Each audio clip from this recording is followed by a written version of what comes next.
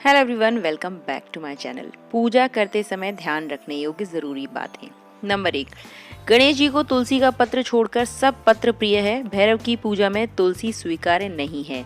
Number 2, कुंद का पुष्प शिव को माघ महीने को छोड़कर निषेध है। नंबर 3, बिना स्नान किए जो तुलसी पत्र को तोड़ता है उसे देवता स्वीकार नहीं करते।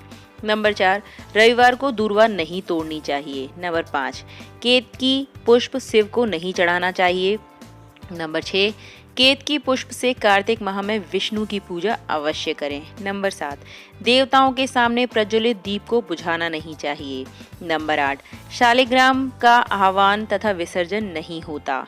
नंबर 9, जो मूर्ति स्थापित हो उसमें आह्वान और विसर्जन नहीं होता। नंबर 10, तुलसी पत्र को मध्याह्न के बाद ग्रहण ना करें। नंबर 11, पूजा करते समय यदि गुरुदेव, ज्येष्ठ व्यक्ति या पूज्य व्यक्ति आ जाए तो उनको उठकर प्रणाम कर उनकी आज्ञा से शेष कर्म को समाप्त करें। नंबर 12, मिट्टी की मूर्ति का आवाहन और विसर्जन होता है और अंत में शास्त्रीय विधि से गंगा प्रवाह भी किया जाता है।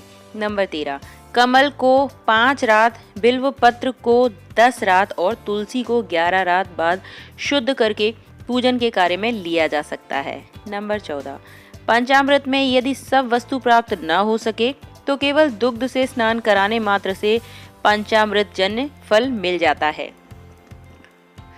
नंबर 15, सालिग्राम पर अक्षत नहीं चढ़ता, लाल रंग मिश्रित चावल चढ़ाया जा सकता है। नंबर 16, हाथ में धारण किए पुष्प तांबे के पात्र में चंदन और चर्म पात्र में गंगाजल अपवित्र हो जाते हैं। नंबर 18, दीपक से दीपक को जलाने से प्राणी दरिद्र और रोगी होता है। दक्षिणाभिमुख दीपक को न रखें, देवी के बाएं और दाहिने दीपक रखें। दीपक से अगरबत्ती जलाना भी दरिद्रता का कारक होता है।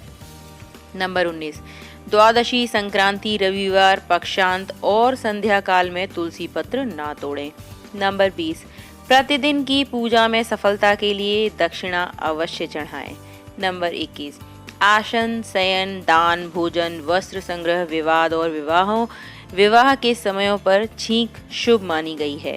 नंबर 22, जो मलिन वस्त्र पहनकर मूषक आदि के काटे वस्त्र, केशादि बाल कर्तन युक्त और मुख दुर्गंध युक्त हो जप आदि करता है उसका देवता नाश करते हैं। नंबर 23, अगर आप तेल का दीपक जलाते हैं तो बाईं ओर तथा घी का दीपक जलाते हैं तो दाईं तरफ रखें। नंबर 24, मूर्ति स्नान में मूर्ति को अंगूठे से न रगड़ें। नंबर 25, अगर आप पूजा घर में शंख रखते हैं तो जल से भरा हुआ शंख दाईं तरफ रखें। नंबर 26, जहां अपूज्यों की पूजा होती है और विद्वानों का अनादर होता है उस स्थान पर दुर्भिक्ष, मरण और भय उत्पन्न होता है। नंबर 27, पौष मास की शुक्ल दशमी तिथि, चैत्र की शुक्ल पंचमी और श्रावण की पूर्णिमा तिथि को लक्ष्मी प्राप्ति के लिए लक्ष्मी का पूजन करें। नंबर 28, कृष्ण पक्ष में ऋक्तिका तिथि में श्रवणादि नक्षत्र में लक्ष्मी की पूजा ना करें। नंबर 29, अपराह काल में, रात्रि में, कृष्ण पक्ष में, द्वादशी तिथि में और अष्टमी को लक्ष्मी का पूजन प्रारंभ ना करें।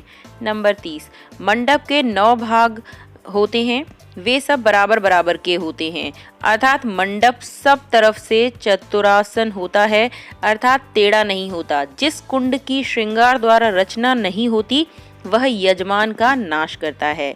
नंबर 31, पूजा में हाथ जलना, यदि पूजा का दीपक जलाते समय, हवन पूजन करते समय आपका हाथ जल जाए तो यह संकेत है कि आप भगवान की पूजा संभल कर करें। आपसे पूजा में जाने अनजाने में गलती हुई है तो उसकी माफ़ी मांग लें। साथ ही पूरी कोशिश करें कि धार्मिक अनुष्ठान सही विधि से करें। नंबर 32, पूजा के दौरान उबासी आना, पूजा करते समय यदि आपको बार बार उबासी आती है तो यह भी अच्छा नहीं है। यह इस बात का इशारा है कि आपके अंदर किसी तरह की नेगेटिविटी मौजूद है, लिहाजा आपको अपने विचारों की पवित्रता पर ध्यान देना चाहिए, भगवान का भजन करना चाहिए ताकि आपके अंदर की नकारात्मकता खत्म हो जाए। नंबर 33, पूजा सफल होने के संकेत। जब पूजा के दौरान जलते हुए दीप के लौ ऊपर की ओर उठने लगती है तो आपको समझ जाना चाहिए कि भगवान आपकी पूजा से प्रसन्न हैं। वहीं अगर पूजा के दौरान आपके घर में कोई मेहमान आ जाता है तो इसका अर्थ है कि भगवान आपसे काफ़ी ज़्यादा प्रसन्न हैं। नंबर 34, पूजा के समय आँख में आंसू आना। पूजा के दौरान आँख में आंसू आना। अगर किसी व्यक्ति की आँख से पूजा के दौरान आंसू आते हैं तो इसका मतलब है कि आपके मन में जो दुख है वह आप जल्द ही समाप्त होने वाला है। साथ ही आप व्याप्त बुराइयों पर जीत हासिल कर लेंगे। नंबर 35, घर के मंदिर में आग लगना। यदि घर के मंदिर में आग लग जाए तो यह भी अशुभ घटना है। यह बताती है कि आपके घर में नकारात्मक ऊर्जा बढ़ गई है, नकारात्मक शक्तियां मौजूद हैं। यदि घर में अचानक खूब झगड़े होने लगे, घर में लोगों की तबीयत बिना किसी बड़े कारण के बार बार बिगड़े तो यह घर में नकारात्मकता बढ़ने का संकेत है। ऐसी स्थिति में सजग रहें। साथ ही भगवान का पूजा पाठ विधि विधान से करें। घर में रोज लौंग और कपूर जलाएं। नंबर 36, पूजा करते समय क्या बोलना चाहिए। पूजा की शुरुआत करने से पहले आपको यह बोलना चाहिए कि हे भगवान, मैं आपका भक्त हूँ और मैं आपकी पूजा करना चाहता हूँ। मुझसे पूजा में कुछ भी भूल चूक हो सकती है तो आप मेरे द्वारा पूजा में हुई भूल चूक को माफ़ कर देना। अगर पूजा में कोई भूल हुई है तो क्षमा करें। मेरे अंदर अगर किसी भी प्रकार का अहंकार है तो उसे दूर करें और आपकी पूजा श्रद्धा पूर्वक करने की मुझे शक्ति प्रदान करें। मैं अपने आप को आपके शरण में समर्पित करती हूँ या करता हूँ। पूजा शुरू करने से पहले इतना बोलने पर पूजा में हुई गलती भगवान के द्वारा माफ़ हो जाती है। इसके अलावा पूजा पूर्ण होने के बाद क्षमा याचना के लिए एक मंत्र भी बोल सकते हैं। नंबर 37, धूपदानी, घंटी तथा जल भरा पात्र पूजा घर में बाईं तरफ रखें। नंबर 38, जिस दिन आप भगवान को भोग लगाएं, भोग भगवान की प्रतिमा के बिल्कुल सामने रखना चाहिए। नंबर 39, पानी से भरा कलश गिरना। माना जाता है कि पूजा के लिए कलश में जल भरकर ले जाते समय अगर हाथ से गिर जाए तो इसे अशुभ संकेत माना जाता है। जल से भरा लोटा या फिर पानी से भरे ग्लास का हाथ से गिर जाना शुभ नहीं होता। हाथ से पानी का गिरने का मतलब होता है कि पितरों का नाराज होना। ऐसा होने पर परिवार में परेशानी का सामना करना पड़ता है। नंबर 40, भगवान की मूर्ति और तस्वीर का गिरना।